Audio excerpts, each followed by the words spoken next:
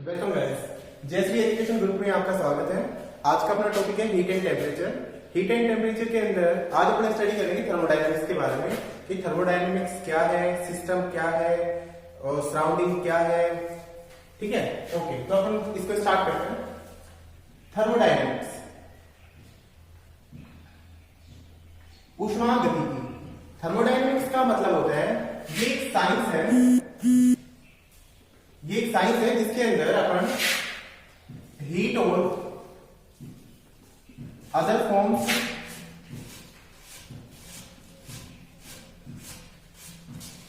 Thermodynamics एक प्रकार की साइंस है जिसके अंदर अपन हीट और दूसरे प्रकार की जो ऊर्जाएं हैं उनका साइंटिफिक रूप से अध्ययन करते हैं। थर्मोडायनेमिक्स को समझने से पहले थर्मोडायनेमिक्स की जो बेसिक है उनको अपने को समझना होगा। जैसे कि सिस्टम क्या चीज होती है? सिस्टम का मतलब ये है कि थर्मोडायनेमिक्स में ऐसा माना जाता है कि जहां कहीं भी किसी क्षेत्र में, किसी रीजन में, पर्टिकुलर रीजन में आपको थर्मोडायनेमिक्स का अध्ययन करना है तो उसके लिए पूरे के पूरे स्पेस में से पूरे ब्रह्मांड में एक जो रीजन ले लिया जाता है, जो एक क्षेत्र ले लिया जाता है जिसके ऊपर अपने को थर्मोडायनेमिक्स का अध्ययन करना है, वो आपका क्षेत्र आपका कहलाता है सिस्टम। और इस सिस्टम के चारों तरफ का जो एरिया है, सिस्टम के चारों तरफ का जो एरिया है ये आपका कहलाता है सराउंडिंग।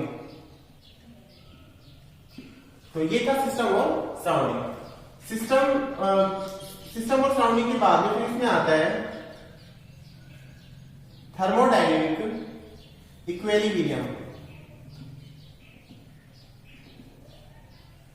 ऊष्मागतिकी साम्य। थर्मोडायनेमिक इक्विलिब्रियम का मतलब ये होता है कि जब मैक्रोस्कोपिक जो वेरिएबल्स हैं जैसे प्रेशर, टेम्परेचर, वॉल्यूम, मास, ये अगर समय के साथ परिवर्तित नहीं होती है। थर्मोडायनेमिक इक्विलिब्रियम का मतलब है यदि किसी थर्मोडायनेमिक सिस्टम के प्रेशर, टेम्परेचर, वॉल्यूम या मास जो है समय के साथ डज नॉट अफेक्ट, समय के साथ अगर ये परिवर्तित नहीं होते हैं तो वो आपका कहलाता है थर्मोडायनेमिक साम्य। आपका जो सिस्टम है थर्मोडायनेमिक साम्य में कहलाएगा। अच्छा, मैक्रोस्कोपिक वेरिएबल का मतलब क्या होता है? मैक्रोस्कोपिक वेरिएबल का मतलब होता है जो आपको नेक्ड आई से दिख जाए, वो होता है आपका मैक्रोस्कोपिक वेरिएबल। थर्मोडायनेमिक जो सिस्टम है बेसिकली तीन प्रकार का होता है। Kinds of thermodynamic system. Thermodynamic system तीन प्रकार का होता है। पहला है ओपन सिस्टम। ओपन सिस्टम क्या है? थर्मोडायनेमिक सिस्टम के अंदर दो चीजें होती हैं, एक होता है मैटर और दूसरा होता है एनर्जी। सिस्टम से सराउंडिंग की तरफ या सराउंडिंग से सिस्टम की तरफ मैटर और एनर्जी का अगर ट्रांजैक्शन होता है, दोनों ही चीजों का, किस का? मैटर का भी और एनर्जी का भी। सिस्टम से सराउंडिंग की तरफ या फिर सराउंडिंग से सिस्टम की तरफ अगर मैटर, पदार्थ और एनर्जी, ऊर्जा, इन दोनों का अगर ट्रांजैक्शन होता है तो वो आपका सिस्टम कहलाता है ओपन सिस्टम। ओपन सिस्टम का अगर मैं एग्जांपल लूं तो इसका एग्जांपल हम मान सकते हैं ओपन कप ऑफ टी। चाय का जो खुला गिलास है वो इसके एक एग्जांपल है। दूसरे नंबर पे आता है आपका close system. Close system of thermodynamics. Close system में क्या होता है? क्लोज सिस्टम के अंदर जो दो चीजें हैं आपकी, मैटर और एनर्जी। क्लोज सिस्टम के अंदर आपका जो मैटर है, मैटर आपका ट्रांजैक्शन नहीं करता, मतलब कि मैटर जो है वो सिस्टम से ना तो बाहर आ सकता ना अंदर आ सकता। लेकिन जो एनर्जी है, एनर्जी का ट्रांजैक्शन संभव है, एनर्जी आ जा सकती है। Transaction of energy is possible in close system. Third one है आपका आइसोलेटेड सिस्टम। आइसोलेटेड सिस्टम का मतलब ये है अगर किसी सिस्टम के अंदर ना तो मैटर का, ना तो पदार्थ का और ना ही एनर्जी का किसी भी प्रकार का कोई ट्रांजैक्शन नहीं होता है तो वो आपका सिस्टम कहलाता है आइसोलेटेड सिस्टम। क्लोज सिस्टम का भी एक एग्जांपल देख लेते हैं अपन। क्लोज सिस्टम में अपन को पता है कि मैटर का जो ट्रांजैक्शन है वो नहीं होता है, केवल एनर्जी का ट्रांजैक्शन होता है। इसका एग्जांपल है जैसे कि आपका इलेक्ट्रिक बल्ब। जो बल्ब है, जो रोशनी देता है वो वाला बल्ब हो गया। और आइसोलेटेड सिस्टम के अंदर देखो ना तो मैटर का ट्रांजैक्शन होता है और ना ही एनर्जी का ट्रांजैक्शन होता है, मतलब ना तो मैटर बाहर जा सकता है सिस्टम से और ना ही एनर्जी बाहर जा सकती है या आ सकती है। तो आइसोलेटेड सिस्टम का अगर मैं एग्जांपल दूं तो आइसोलेटेड सिस्टम का एग्जांपल हो गया आपका थर्मल फ्लास्क। थर्मल फ्लास्क जैसे कि जिसके अंदर अपन चाय वगैरह दूध वगैरह जो रखते हैं वो थर्मल फ्लास्क हो गया। थर्मोडायनेमिक इक्विलिब्रियम के बाद में अब है अपना थर्मल इक्विलिब्रियम। थर्मल इक्विलिब्रियम का मतलब ये है अगर किन्हीं दो सिस्टम्स का टेम्परेचर अगर सेम है, अगर उनका तापमान सेम है, एक जैसा तापमान है, तो हम ये कह सकते हैं कि भाई दोनों ही आपके जो सिस्टम है वो आपके इक्विलिब्रियम में है। कौन से इक्विलिब्रियम में? थर्मल इक्विलिब्रियम, तापीय साम्य के अंदर है। फिर आपका आता है जीरोथ लॉ ऑफ थर्मोडायनेमिक्स।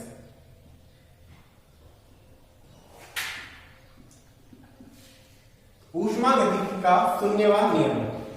ऊष्मागतिकी का शून्यवाद नियम ये कहता है कि जब दो बॉडी, माना कि ये बॉडी ए है और ये आपकी बॉडी बी है, बॉडी ए और बॉडी बी अगर किसी तीसरी बॉडी सी के साथ में, ए सी के साथ में, बी भी सी के साथ में थर्मल इक्विलिब्रियम में है, तो ए और बी भी आपस में तापीय साम्यावस्था में होंगे, थर्मल इक्विलिब्रियम में होंगे।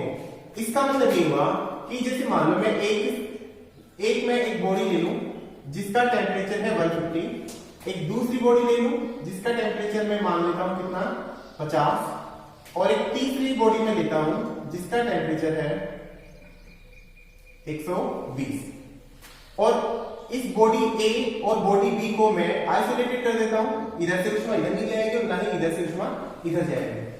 लेकिन ये जो परत है, ये परत है आपकी इंसुलेटेड परत, मतलब इसमें से आपकी हीट जो है आ जा सकती है। तो अगर मैं इस पूरे सिस्टम की बात करूं तो इस पूरे सिस्टम का अगर मैं टेम्परेचर निकालना चाहूं, इस पूरे सिस्टम का मेरा टेम्परेचर होगा 150 प्लस 120 प्लस 50 अपॉन 3, तो ये हो गया आपका 320 बटे 3।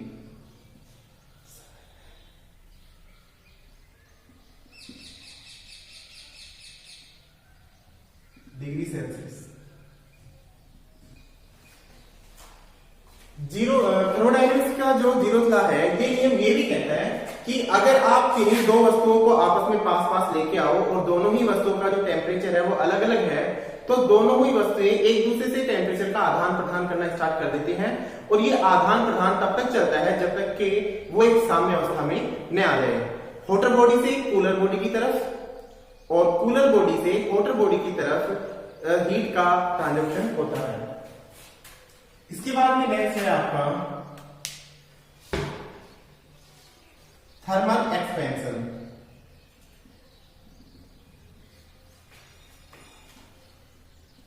ऊष्मीय प्रसार। अगर किसी ऑब्जेक्ट को हम हीट देते हैं तो हीट देने से उस ऑब्जेक्ट की आकृति में, उसके शेप में, साइज में, उसकी डायमेंशन में जो परिवर्तन होता है वही आपका थर्मल एक्सपेंशन कहलाता है। थर्मल एक्सपेंशन बेसिकली 3 प्रकार का होता है। पहला है आपका linear thermal expansion. Linear thermal expansion में क्या है? लीनियर थर्मल एक्सपेंशन ये निकाला जाता है किसी भी वन डायमेंशनल चीज का, जैसे मान लो कोई तार है, इस तार की जैसे मैं लंबाई मान लूं L, और इसको मैं हीटेड अप कर दूं, मैं इसको हीट दूं, तो इसके टेम्परेचर में बढ़ोतरी होगी, और इसकी जो लंबाई है फिलहाल L है, तो ये लंबाई थोड़ी सी बढ़कर के जैसे मान लो हो जाएगी L1।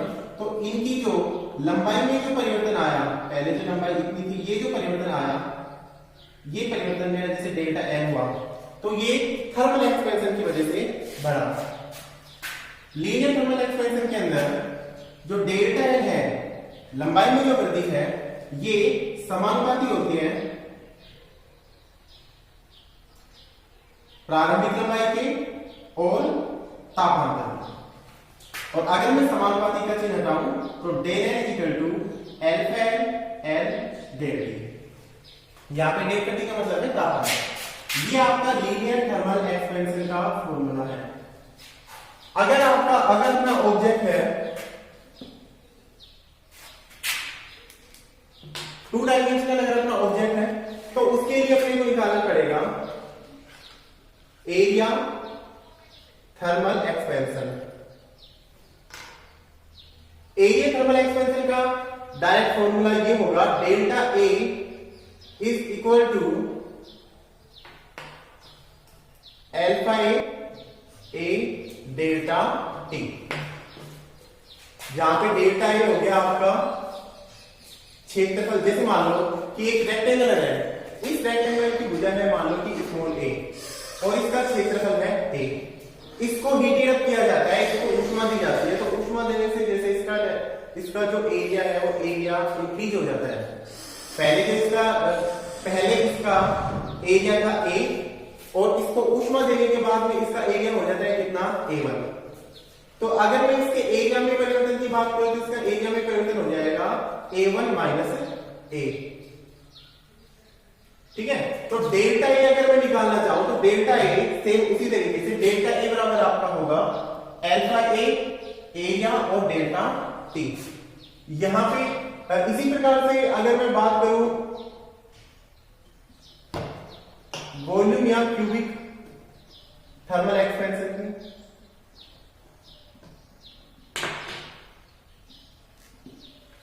वॉल्यूम या क्यूबिक थर्मल एक्सपेंशन जो है ये बेसिकली जब आपका ऑब्जेक्ट 3D में होता है, मतलब आपके पास में जब 3 डायमेंशन होती है तभी निकाला जाता है।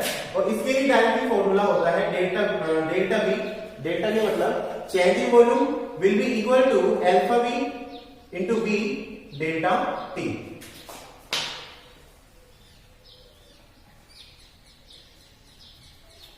यहां पे आपको पता है डेल्टा का मतलब होता है चेंज। डेल्टा का मतलब चेंज, जैसे डेल्टा एन हुआ तो डेल्टा एन का मतलब क्या हो गया change in length. Delta A का मतलब हो गया change in area. Delta B का मतलब हो गया चेंज इन वॉल्यूम। ठीक है, और अल्फा एल का मतलब हो गया coefficient of linear thermal expansion. इसको हम कभी कभी अल्फा से भी लिखते हैं। अल्फा ए का मतलब हो गया coefficient of area thermal expansion. इसको हम लिखते हैं कभी कभी बीटा से। और तीसरा है आपका जिसे हम कभी कभी लिखते हैं गामा से, अल्फा बी। इसका मतलब है coefficient of volume thermal expansion.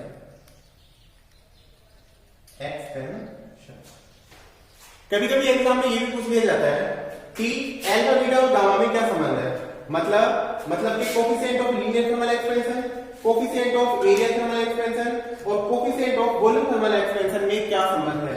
तो अल्फा बीटा और गामा के अंदर एक निश्चित अनुपात होता है और ये अनुपात होता है आपका 1:2:3। ठीक है,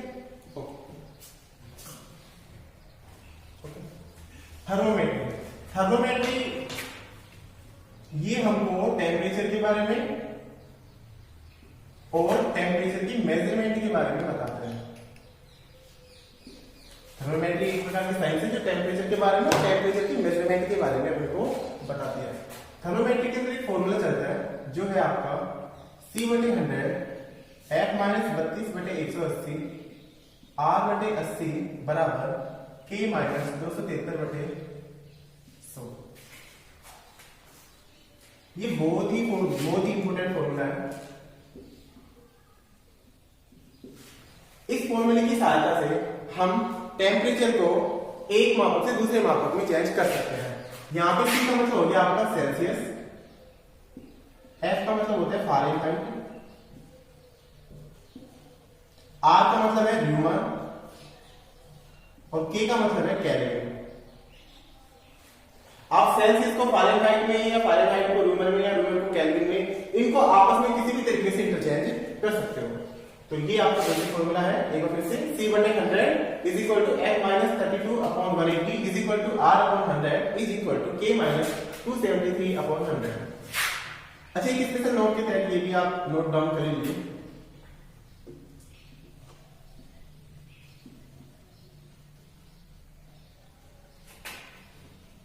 एब्सोल्यूट जीरो टेम्परेचर एग्जाम में पूछ लिया जाता है कि एब्सोल्यूट जीरो टेम्परेचर कितना होता है। तो एब्सोल्यूट जीरो टेम्परेचर आपका होता है 0 केल्विन।